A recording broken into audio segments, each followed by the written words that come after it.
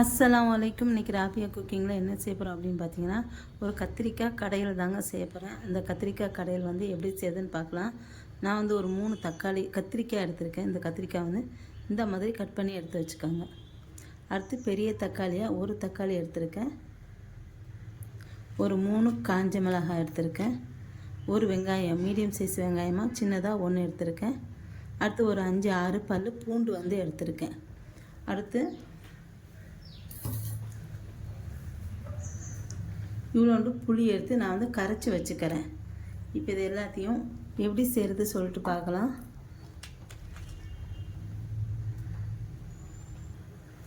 இதோட 1 ஸ்பூன் தேங்காய் வந்து எடுத்துக்கோங்க. துருவின தேங்காய் எடுத்துக்கோங்க. இப்போ இது எல்லாத்தையும் நான் இப்போ எப்படி செய்யணும்னு பார்த்துடலாம். இப்போ ஒரு மண் பாத்திரம் வச்சுருக்கேன். அடுப்பு பற்ற வைக்கல, இனிமேல் தான் பற்ற வைக்கணும். ஃபஸ்ட்டு வந்து தக்காளி சேர்த்துக்கிறேன். ஃபஸ்ட்டு வந்து கத்திரிக்காய் வந்து சேர்த்துருக்கேன். அடுத்து வந்து பூண்டு சேர்த்துக்கிறேன். அடுத்து கட் பண்ண வெங்காயம் வச்சுருக்கேன் பார்த்தீங்களா, அதை வந்து சேர்த்துக்கிறேன். அடுத்து தக்காளி காஞ்ச மிளகாய் 2 வந்து சேர்த்துக்கிறேன். இந்த காஞ்ச மிளகாய் வந்து 2ஆக பிச்சு போட்டுக்கோங்க.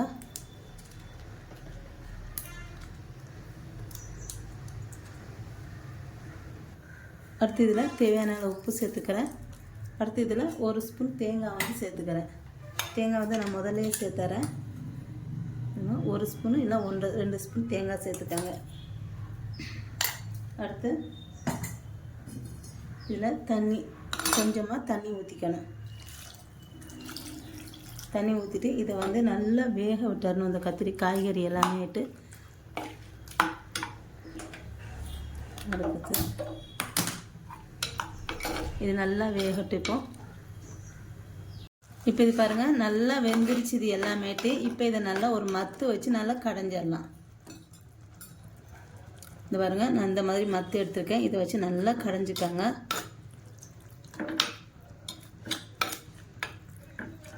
இது கடைஞ்சிக்கிட்டேட்டு இப்போ இதில் வந்து நம்ம புளி கரைசல் வந்து கரைச்சி வச்சுருக்கோம் பார்த்தீங்களா, அதை வந்து நான் வந்து ஊற்றிக்கிறேன். இதில்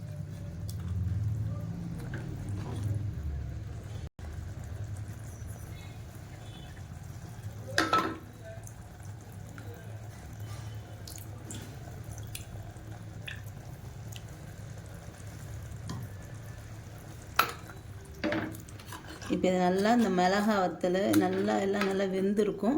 அது எல்லாத்தையும் சேர்த்து நல்லா கடைஞ்சிக்கலாம்.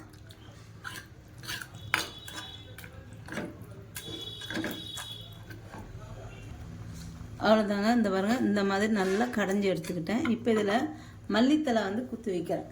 கொஞ்சமாக போட்டுக்கிறேன். இந்த முதல்ல உப்பெல்லாம் போட்டாச்சு.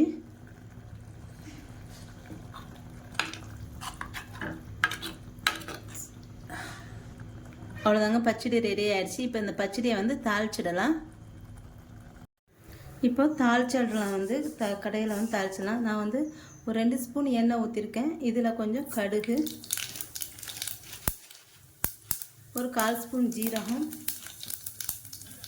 இது பொரிஞ்சதும் இதில் வெங்காயம், ஒரு வெங்காயம் பொடியை நறுக்குன்னு சேர்த்துக்கோங்க. அடுத்து கொஞ்சம் கருவேப்பிலை.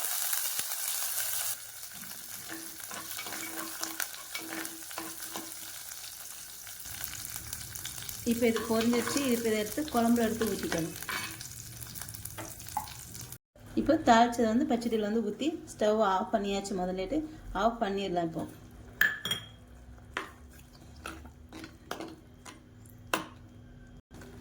அவ்வளோதாங்க, கத்திரிக்காய் கடையில் வந்து ரெடி ஆயிடுச்சு. நான் ஏற்கனவே ஆல்ரெடி ஒரு கத்திரிக்காய் பச்சடி கடையில் வந்து போட்டிருப்பேன். அது கொஞ்சம் வேறு மாதிரி இருக்கும், இது கொஞ்சம் வேறு மாதிரி இருக்கும். கண்டிப்பாக இது வந்து ரொம்ப டேஸ்ட்டாக இருக்கும். கண்டிப்பாக நீங்களும் ட்ரை பண்ணி பாருங்கள், ரொம்ப சூப்பராக இருக்கும்.